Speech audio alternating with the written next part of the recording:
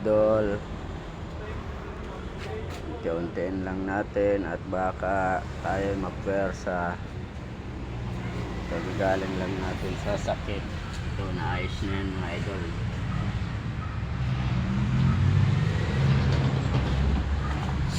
Pinutol natin yan at hindi natin mabubuli yung sa dulo. Nayupi kasi mga idol yung na-flat dito wala naman dudukutan kaya tanggalin na lang. Tinanggal ko na lang to para hindi mahirapan.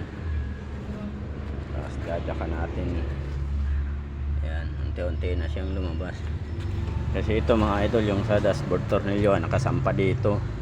Kasi pumasok yung poste. Ngayon, na siya Ayan lumalapat na siya. Nung hindi pa na gagawa, nakapatong dito. Ayan hindi na umabot. Ayan. Kasi nakaganon siya dito nakapatong. Ngayon okay na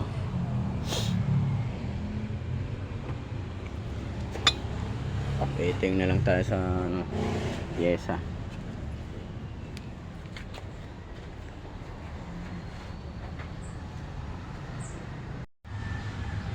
Baklas na mga idol.